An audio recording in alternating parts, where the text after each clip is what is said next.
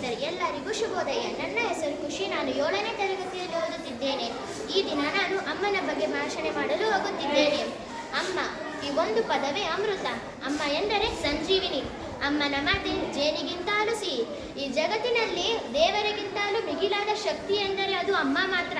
ತಾನು ಎಲ್ಲ ಕಡೆಯಲು ಸಾಧ್ಯವಿಲ್ಲ ಎಂಬ ಕಾರಣಕ್ಕೆ ದೇವರು ಅಮ್ಮನನ್ನು ಸೃಷ್ಟಿಸಿದ್ದು ಬರೀ ಮಾತಲ್ಲ, ಅದು ನಿಜ ಕೂಡ. ಅಮ್ಮ ಜೊತೆಯಾಗಿದ್ದರೆ ನೂರಾನೆಯ ಬಲ ಇದ್ದಂತೆ. ಕಷ್ಟ ಬಂದಾಗ ಸಂತೈಸಿದವರು ಅಮ್ಮ. ಮಕ್ಕಳ ಹಾದಿಗೆ ಸದಾ ಕಾವಲಾಗಿರುವವರು ಅಮ್ಮ. ಸಾಧನೆ ಮಾಡಿದಾಗ ಹಿರಿ ಖುಷಿ ಪಡುವವರು ಅಮ್ಮ. ಎಡವಿ ಬಿದ್ದಾಗ ಕೈಕೊಟ್ಟು ಎತ್ತುವವರು ಅಮ್ಮ. ಅಮ್ಮ ಎಂದರೇನೇ ಅಲ್ಲ, ಎಲ್ಲರ ಬದುಕಿನ ಅಣು ಕೂಡ ಅಮ್ಮ ಕೊಟ್ಟ ಭಿಕ್ಷೆ. ಬರೀ ಒಂದೆರಡು ಪದಗಳಲ್ಲಿ ಅಮ್ಮನನ್ನು ಬನಿಸುವುದು ಬರೀ ಮಾತಲ್ಲ, ಅದು ನಿಜ ಕೂಡ. ಯಾವಾಗಲೂ ಮಕ್ಕಳ ಬಗ್ಗೆ ಯೋಚಿಸುವ ಹೃದಯ ಮಕ್ಕಳಿಗೆ ಅಮ್ಮ ಎಂದರೆ ತುಂಬಾ ಪ್ರೀತಿ. ನಾವು ಈ ಜಗತ್ತಿಗೆ ಕಾಲಿಡುವ ಮೊದಲೇ ನಮ್ಮನ್ನು ಪ್ರೀತಿಸಲು ಹಾರೈಸಲು ಶುರು ಮಾಡಿದ ಜೀವವದು. ಬೆಳಗ್ಗೆ ಎದ್ದಾಗ ಬಾಯಿಂದ ಬರುವ ಮೊದಲು ಪದವೇ ಅಮ್ಮ. ನಾ ನಡೆದ ತಪ್ಪಿನ ದಾರಿ ತಿದ್ದದ್ದು ನನ್ನ ಅಮ್ಮ. ಅಮ್ಮ ಎಂದರೆ ಪದವಲ್ಲ, ಪದೇ ಪದೇ ಸಿಗುವ ವಸ್ತುವಲ್ಲ. ಕರೆದರೆ ಬರುವುದಿಲ್ಲ, ಬಯಸಿದ್ದರೆ ಸಿಗುವುದಿಲ್ಲ. ಅಮ್ಮನನ್ನು ಕಳೆದುಕೊಂಡರೆ ಜೀವನವೇ ಇಲ್ಲ. ಜೀವವಿಲ್ಲದ ಮೊಬೈಲ್ ಜೊತೆ ಪ್ರತಿದಿನ 10 ಗಂಟೆ ಕಳೆಯುತ್ತೇವೆ.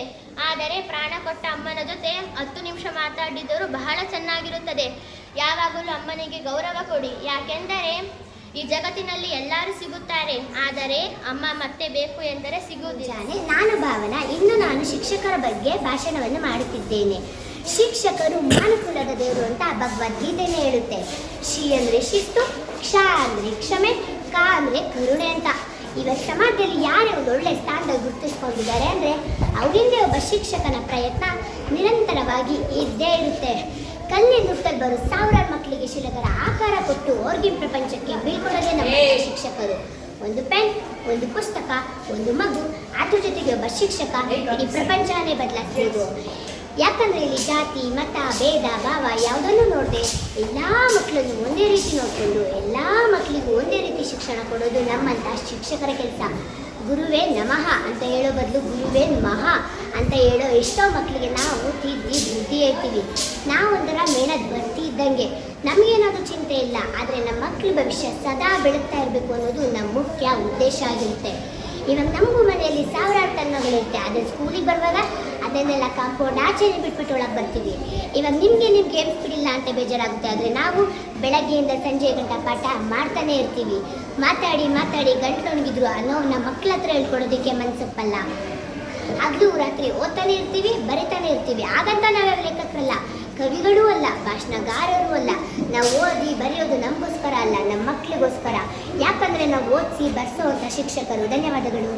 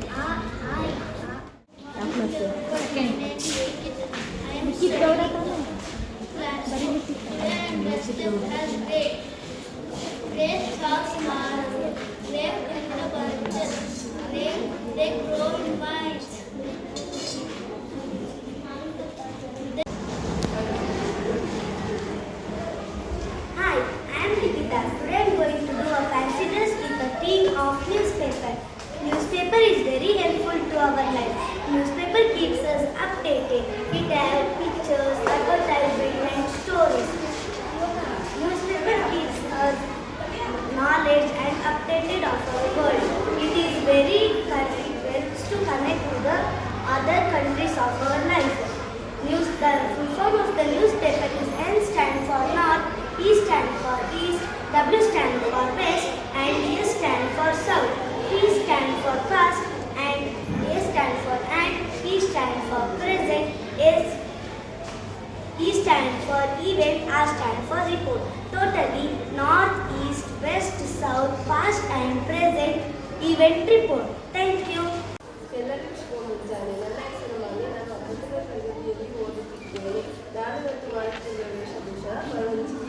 ಕಣಿ ಹತ್ತಿರವ ಕಣಿ, ಕಣಿ ಹತ್ತಿರವ ಕಣಿ, ಹಿಂದಾಗಿದ್ದು ಮುಂದಾಗೋದು, ಈಗ ನಡೆಯೋದು. ಕಣಿ ಹತ್ತಿರವ ಕಣಿ, ನನ್ನ ಕಣಿ ಸುಳ್ಳಾಗಲ್ಲ, ಹೇಳಿದ್ದೆಲ್ಲ ಸತ್ಯನ ಹೇಳ್ತೀನಿ. ಕಣಿ ಹತ್ತಿರವ ಕಣಿ, ಆ ಜಕ್ಕವ ತಾಯಿ ನನ್ನ ಬಾಯಿನಾಗ ಸತ್ಯನ ನುಡಿಸ್ತಾಳ.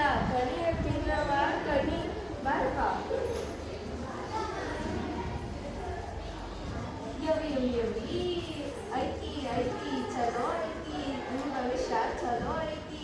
ಆ ಜಗವ ತಾಯಿ ನುಡಿ ಎಂದೂ ಸುಳ್ಳಾಗಲ್ಲ, ಹೇಳಿದ್ದೆಲ್ಲ ಸತ್ಯನ ಹೇಳ್ತಾಳ. ಕಣಿ ಹೇಳ್ತಿದ್ರವ್ವ ಕಣಿ, ಕಣಿ ಹೇಳ್ತಿದ್ರವ್ವ ಕಣಿ. ಮುಂಜಾನೆ. ನನ್ನ ಹೆಸರು ಮನ್ವಿತಾ. ನಾನು 3ನೇ ತರಗತಿಯಲ್ಲಿ ಓದುತ್ತಿದ್ದೇನೆ. ಸ್ವಾತಂತ್ರ್ಯ ಹೋರಾಟಗಾರರ ಭಾಷಣ. ತಮ್ಮ ದೇಶ ಮತ್ತು ದೇಶವಾಸಿಗಳು ಸ್ವಾತಂತ್ರ್ಯರಾಗಲು ಕಚ್ಚಿಕ್ಕಿದರು. ಹೋರಾಡಿದವರನ್ನು ಸ್ವಾತಂತ್ರ್ಯ ಹೋರಾಟಗಾರರೆಂದು ಗುರುತಿಸಲಾಗುತ್ತದೆ. ಸ್ವಾತಂತ್ರ್ಯ ಹೋರಾಟಗಾರರು ರಾಷ್ಟ್ರಕ್ಕೆ ಸ್ವಾತಂತ್ರ್ಯವನ್ನು ತರಲು ಧೈರ್ಯದಿಂದ ತಮ್ಮ ಜೀವನವನ್ನು ತ್ಯಾಗ ಮಾಡಿ ವೇಷಪ್ರವಿಗಳು. ಅವರು ಸ್ವಾತಂತ್ರ್ಯವನ್ನು ತರಲು ನೋವು, ಶೋಷಣೆ, ಅಪರಾಜಿತ ಹಿಂಸೆ ಮತ್ತು ಕಷ್ಟಗಳು ಎದುರಿಸಿದರು. ಭಾರತವು ಸುಮಾರು 300 ವರ್ಷಗಳ ಕಾಲ ಬ್ರಿಟಿಷ್ ಆಳ್ವಿಕೆಯಾಗಿತ್ತು. ಭಾರತವು ಸ್ವತಂತ್ರಕ್ಕಾಗಿ ಹೋರಾಡಿದ ವೃತ್ತಗಳು ಬಹಳಷ್ಟಿದ್ದರೆ ಅವರಲ್ಲಿ ಕೆಲವರು ಖಿಲಾಫ್ ಮತ್ತು ಈ ಚಳವಳಿ ಬಹಳಷ್ಟಿದ್ದಾರೆ. ಸಂಕಲ್ಪ ಪರಿಕ್ರಮೆಯೊಂದಿಗೆ ನಮಗೆ August 15, 1942ರಲ್ಲಿ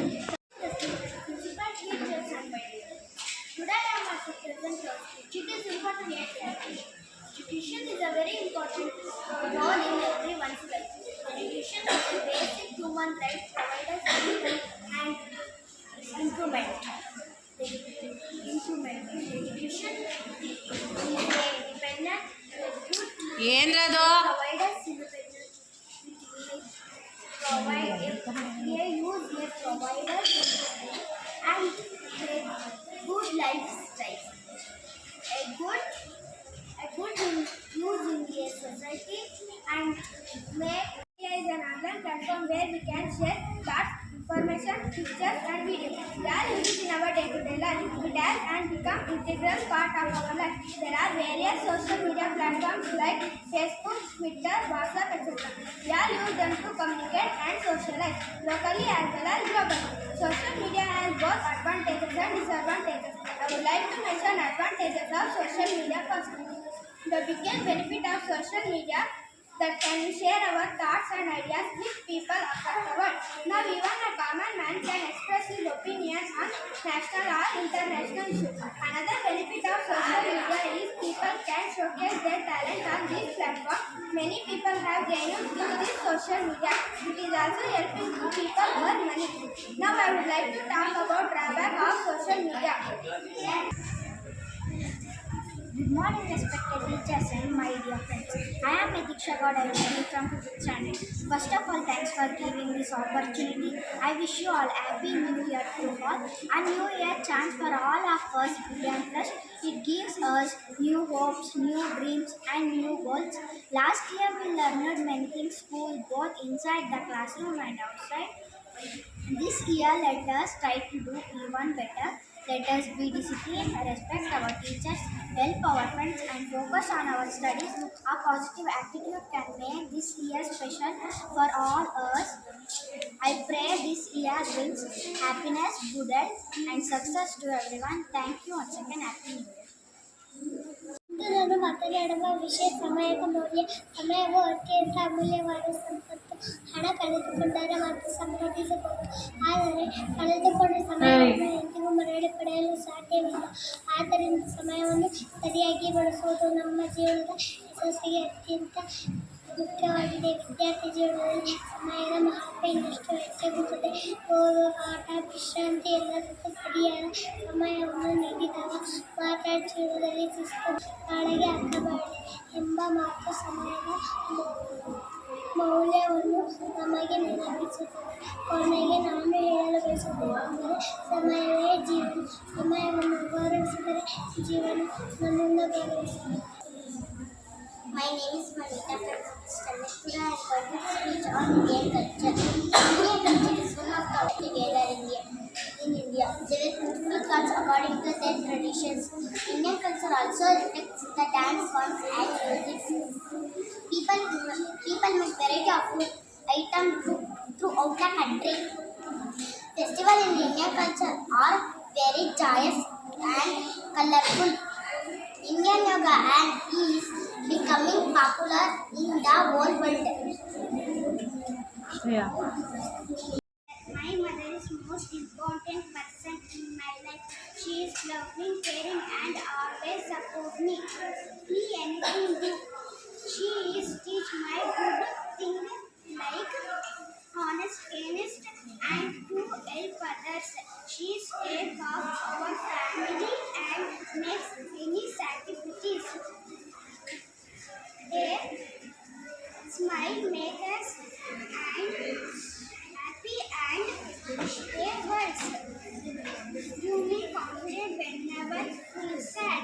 She is comfort me too and encourage me